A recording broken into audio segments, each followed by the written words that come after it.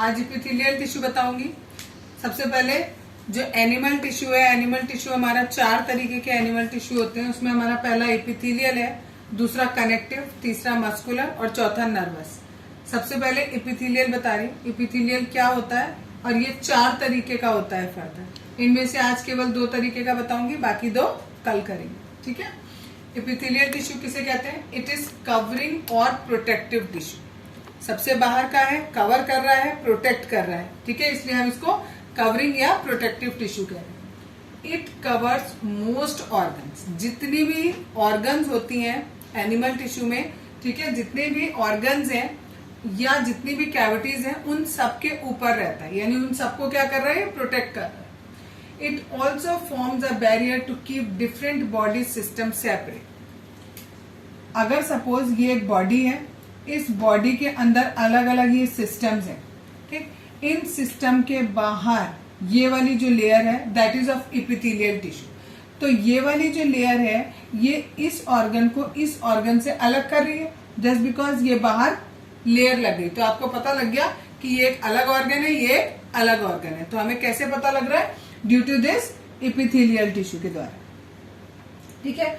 Next है कहाँ कहाँ पाया जाता है। पेपर में जो क्वेश्चन आता है उसमें ये पूछा जाता है, जैसे आपको दे देंगे ये लाइनिंग ऑफ ब्लड वेसल, बताओ इसमें कौन सा टिश्यू है, तो आपको उसका नाम लिखना पड़ेगा कि एपिथेलियल टिश्यू है। तो ये आपको याद करना पड़ेगा कि ये कहाँ कहाँ पाया जाता है। स्किन में, लाइनिंग ऑफ माउथ में, lining of blood vessel, lungs, alveoli और किडनी ट्यूब्यूल्स में पाया जाता है, ठीक। have small amount of cementing material between them and almost no intercellular space, ठीक। बीच में सीमेंटिंग मटेरियल बहुत कम होता है, ठीक, बिल्कुल चिपके हुए होते हैं एक दूसरे से। अगर सपोज ये एक टिश्यू है, इसके द्वारा बिल्कुल चिपका हुआ है दूसरा, ठीक है, तो इनके बीच में जो है यहाँ पर सीमेंटिंग मटेरियल बहुत ही ना के बराबर होता है। और जब मटेरियल ही नहीं है तो दैट मीन्स बीच में स्पेस है ही नहीं, इसीलिए मटेरियल भी नहीं है। अगर बीच में स्पेस होता, सपोज एक ये होता और एक ये होता, तभी तो आप इसके बीच में सीमेंटिंग मटेरियल भर पाते ना, ठीक। सीमेंटिंग मटेरियल नहीं है, इसका मतलब कि इनके बीच में स्पेस भी बिल्कुल नहीं है, ठीक। अब ये 4 तरीके का है।